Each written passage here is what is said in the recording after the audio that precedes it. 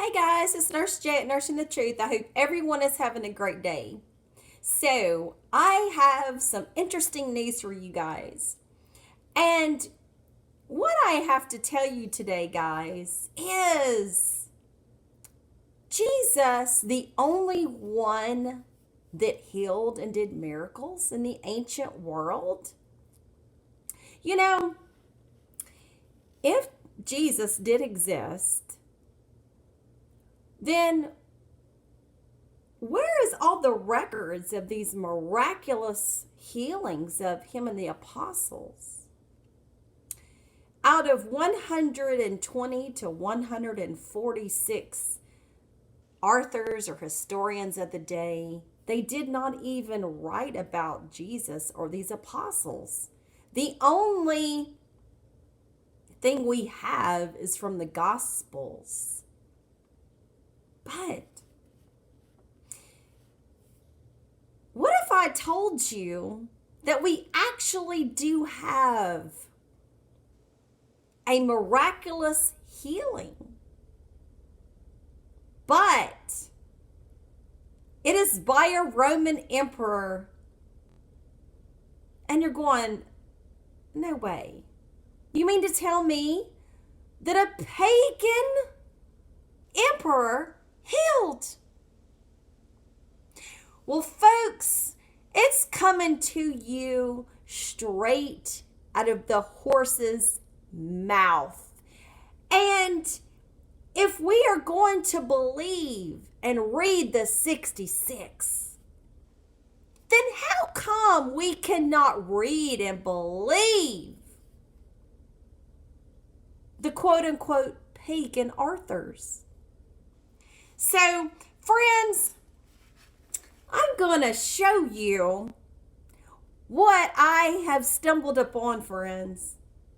And it is going to come right out of the Suetonius, the 12 Caesars.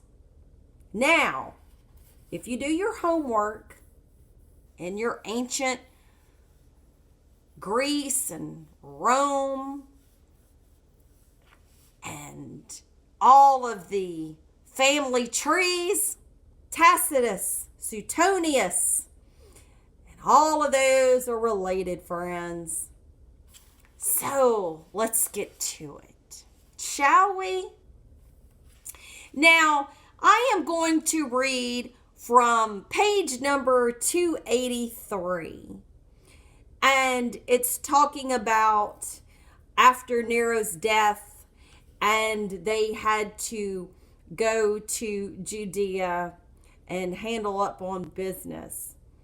And Tiberius Alexander. Now, this is not the actual Tiberius, the emperor, because I'm going to do a nice little video on Tiberius, and you are going to go WTH, friends.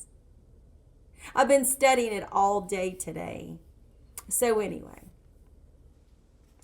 Tiberius Alexander, the prefect in Egypt, thereupon became the first to make his legions take the oath to Vespasian. This was the 1st of July, later celebrated as Ascension Day. And on the 11th of July, the army in Judea swore allegiance to Vespasian in person. So, Judea is Palestine, Canaan, though we've been taught. So, then it goes on to the bottom of the page. So Vespasian began a new civil war, having sent generals and troops ahead to Italy. He crossed over in the meantime to Alexandria, Egypt, so as to be able to control the keys. There, he dismissed all his entourage and entered the temple of Serapis alone to consult the auspices and discover how long his reign would last. But hold on. Do you know anything about Serapis? You see, when Alexander came in and he died, and the area of land was separated between his four generals, and Ptolemy came in and he took over Egypt. Ptolemy became Ptolemy the First Soter. Soter meant savior. And the Egyptians didn't like that because they were still worshiping the gods. You see? And so he took on an Egyptian name and made Serapeum temples and statues all over, but it was in his image. The very first time that a man's image has ever been worshipped.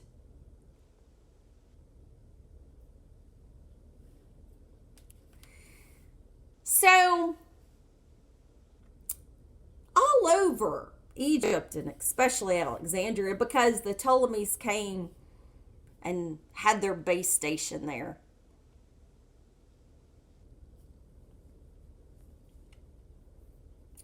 And so Vespasian goes to this. Now, if you know your history, friends, Vespasian took over in 70. You see, this temple in Judea was ransacked and burned by Titus. You know, the Arch of Titus. And Vespasian took over as emperor. That's in 70. But see, now let's backtrack a little bit. I'm trying to give you a little timetable, friends.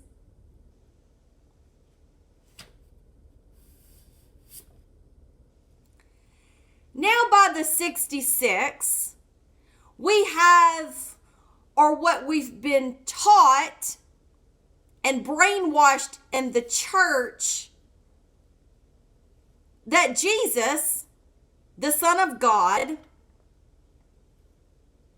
comes down in about, 4 to 6 BCE and dies at about 30.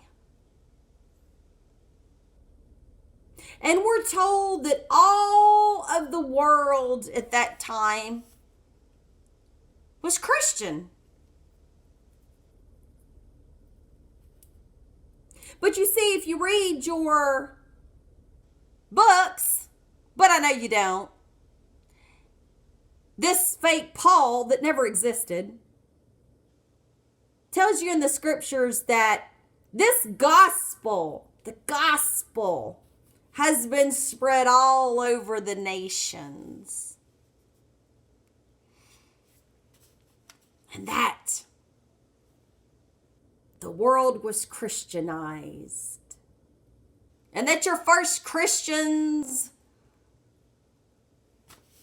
and your deacons and your bishops and your New Testament was in Antioch, which is now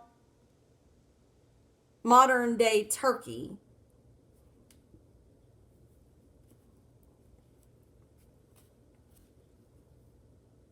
So in 30, after Jesus dies and he has his apostles, and then James, his brother, as we're told, dies in about 62 or 64, somewhere give or take 2 years, that is Christian.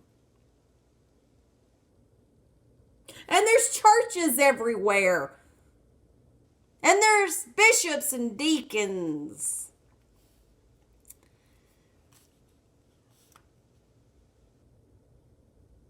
But Jesus walked in Judea, Palestine, Syria, Egypt.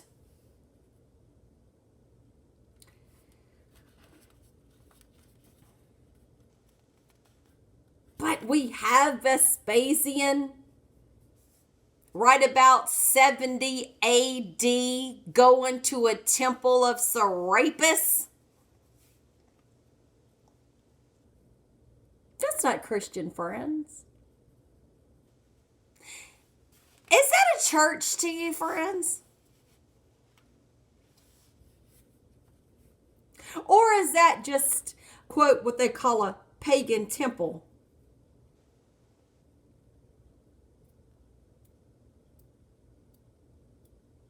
You see, Osiris and the Apis bull were combined for the Serapis part. And so these high priests, being Greek and Egyptian now mixed, they went to these temples and they performed their rites. Because see, at that time, Greek was not being ugly. They were still letting the Egyptians do their rites that they'd always been doing. But there was an issue when they started, the high priest didn't like worshiping this man. And that's where you get your Greek Orthodox Coptic church. Do your research, friends. Do Arianism. Do the Council of Nicaea. So anyway, now that I gave you the backdrop, Vespasian is now in the temple of Serapis, alone to consult the auspices and discover how long his reign would last. And this is Suetonius, friends.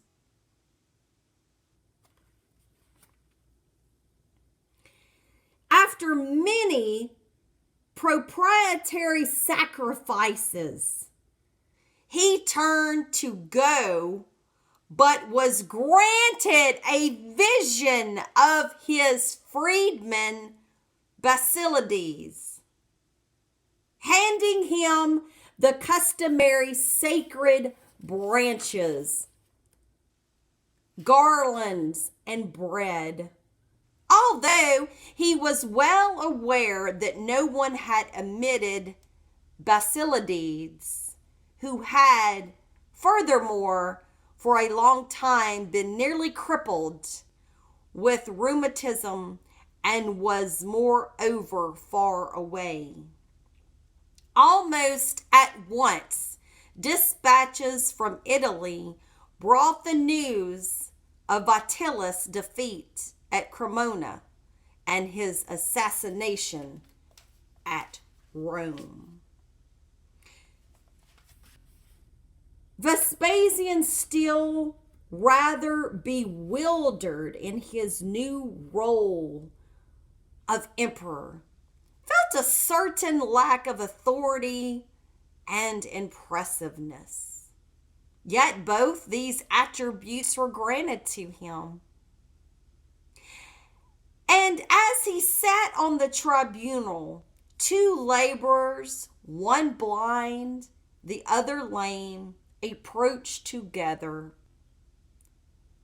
begging to be healed. Apparently, the god Serapis had promised them in a dream that if Vespasian would consent to spit in the blind man's eyes and touch the lame man's leg with his heel, both would be made well. Vespasian had so little faith in his curative powers that he showed great reluctance in doing as he was asked. But his friends persuaded him to try them in the presence of a large audience. And the charm worked. At the same time, certain soothsayers were inspired to excavate a sacred site at Tegea in Arcadia, where a hoard of very ancient vases were discovered, all painting and all painted with the striking likeness of Vespasian. With such a mighty reputation, he had now been decreed a triumph over the Jews, and Vespasian, on his return to Rome, added 8 more consulships to the one he already earned.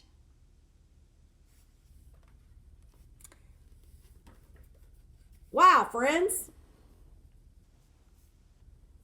This is Suetonius.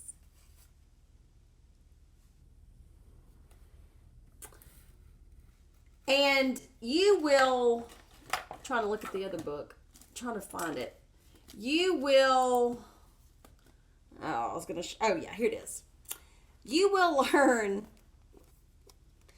a great deal from Tacitus, the Annals of Rome, and you will learn a bunch of Suetonius, the 12 Caesars. So now, how can it be that we give so much credit to the Gospels and this Jesus and these apostles, but when it comes down to a quote-unquote pagan emperor, Vespasian, he healed too. And he went to the god Serapis. So what is it, friends? Straight out of the horse's mouth. The same thing that Jesus did. Spit, put it on the eyes, and said, wash at the pool of Siloam. You know that part, friends? Do you know where that comes from, friends? Egypt. Egypt had magical spells, and they knew the cure of clay and dirt and invocations, and there you have it. He was in Egypt. Ta-da! So anyway, friends, I hope you've enjoyed this enlightening video because I love shoving this in people's faces. And I love telling truth, and I love finding it. Because, you know, Suetonius, Tacitus, and Josephus's Antiquities of the Jews were interpolated by Christian authors as your boy Eusebius of Caesarea when they were making this showdown book, and they were lying about a lot of things. We've all been in the brainwashing business, my brothers and sisters. So anyway, Hotep and Ashe, and always remember what God thought says: when you search for the truth and you find the truth, let the truth set you free. Goodbye, friends.